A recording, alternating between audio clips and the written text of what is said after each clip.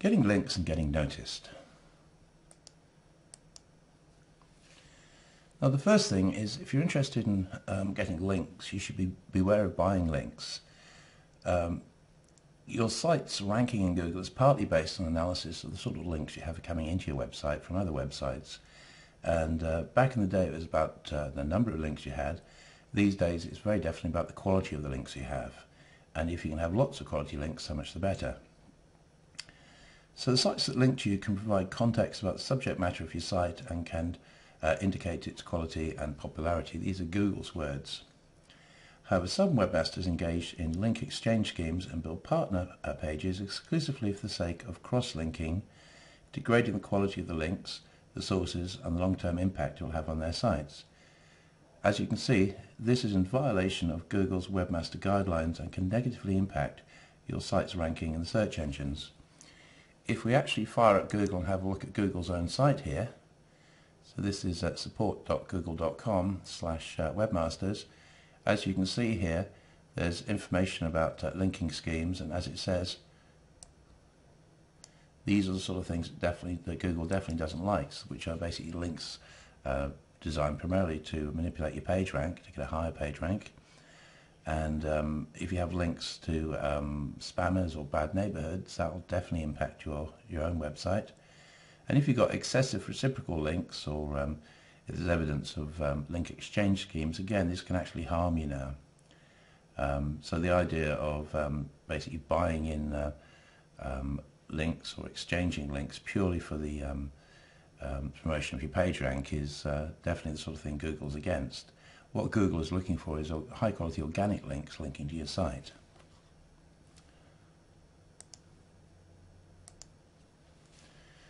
So submitting a website to the search engines, by and large, if you've got lots and lots of links from other websites to your particular website, and if they're quality links, then Google will find it anyway, even if it's a new site. But if you do want to submit directly to the search engines, always read the FAQs associated not just with Google but with other search engines such as Bing and Yahoo. And you can basically search the Google Webmaster Guidelines for more information. So again, if we go and look for information on this, in this case I've just done a Google search doing Google Webmaster Guidelines, and the first item that comes up here will basically take you to a page on Google's own site. And there's three very important documents that everyone should read if you're involved with promoting your website. The first one is design and content guidelines, the second one is technical guidelines, and in many ways the most important one is quality guidelines. And if we go and look more at quality issues, it's basically telling you to go for quality content rather than all sort of schemes and tricks that are available out there.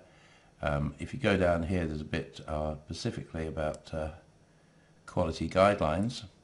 And as it says, avoid things like hidden text or hidden links. These are some of the tricks that black hat SEO spammers will use.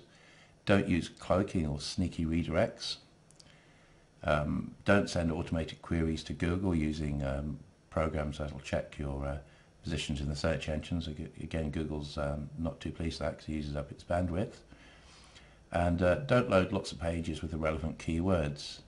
In exactly the same vein, don't create multiple pages, subdomains or domains with substantially duplicate content. So it basically reinforces the message that Google is giving over and over again these days, that basically Google is looking for quality content and will reward quality content. And in turn, if you've got quality content, that should attract good, organic, natural links to your sites from other people.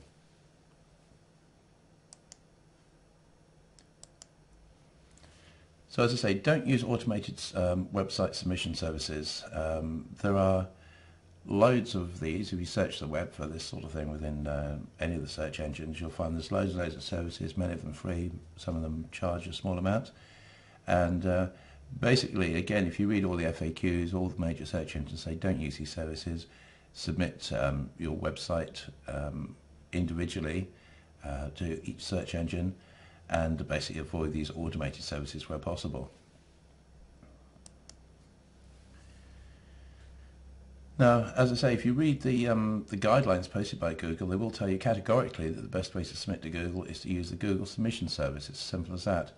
And you don't have to submit every single page. Basically, if you just submit the home page, Google eventually in a couple of days come to your website, have a look around. It'll start indexing your site and listing your site. So you can submit what are called sitemaps, more on those later. But by and large, once Google knows about your homepage, then if you've got proper links to the rest of your website, then Google will just come back periodically and explore more of your website and start indexing more of your website. As far as submitting your website to loads and loads of search engines are concerned, really the important ones are the well-known ones. Things like Google is the important one. Then there's other important search engines are things like Bing and Yahoo. If you search the web, you will find some websites which will list hundreds and hundreds of search engines, most of which no one's ever heard of and even less people are going to use. So as I say, just focus on the important search engines, and the rest will find you if they're any good. Now, just something else to be aware of is this thing called Google site links, or extended links as it's sometimes called. Sometimes when you do a search, especially for a brand search, you'll find that, as you can see in this case here, a search for the Guardian newspaper will basically report back to the home page, and then there's a whole load of extended links down here, and these will vary obviously from site to site.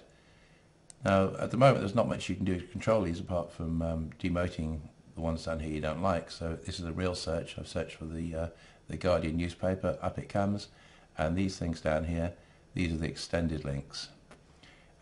So it's just yet another way that Google has changed over the years to basically improve the quality of the search. Now, something else you need to know about is the Open Directory project, or DMOS as it's sometimes called. The Open Directory project is basically a directory as opposed to a search engine. It's maintained by real people, and the idea of the Open Directory project is it will review sites that are submitted to it. It rejects more sites than it accepts, and basically it aims to be a repository of good websites. It's important that you submit your website to the Open Directory project, or DMOS, which is found at www.dmoz.org. The reason for this is that if you submit your search engine to DMOS, or the Open Directory project, and if your submission is accepted by them, then this is basically taken as a sort of tick of approval by many of the search engines, including Google. So you'll find that all other things being equal, if your site is accepted by the Open Directory project for inclusion within their directory, then that should improve your page rank and your general findability within search engines. So it's definitely something you should think about. If we just quickly fire this up, so this is dmoz.org. As you can see, it's a little bit bare when you first look at it, but as you see, you can go up here and suggest a URL, and as I said, it is very much a suggestion. They will go and look at it, and it can take quite some time to get accepted. The advice basically is, if you want to submit your website to this particular directory, make sure it's pretty well perfect before you do it. If you've got pages that say under development or broken links, all that kind of stuff, they're going to reject you out of hand. So only submit to the Open Directory project once you're pretty well certain the website is perfect. Now, something else you'll come across when you start talking about websites and links and getting your site found is the idea of a sitemap. Now, there's two types of sitemaps, and it's a little bit confusing. One version of a sitemap is basically just simply a page you have on your website which lists all the other main important pages on your website, and that's basically there for the benefit of humans, but it could also be of use to the search engines, because once it's found that page, that page in turn will link to all the other important pages. Now, there's another type of sitemap which is purely for the search engines, and this is called an XML sitemap. It uses a special sort of format using XML, and the idea is you can create an XML sitemap for your particular website, and then submit that sitemap in turn to the search engine, including Google. You can write this yourself, or if you do a quick search, you'll find there's numerous sites that will generate an XML sitemap for you. One of these is this one here, which is www.xml-sitemaps.com, and if you just quickly fire this up, as you can see, it's a very simple process. You just simply enter your details in here, fill in these other parameters here if they're required, click on the start button and off you go. So it takes literally a couple of minutes, and what you get out the other end is a file you can download to your hard disk, and you can then in turn upload that to your web server. Once it's there, you can submit that to Google and the other search engines.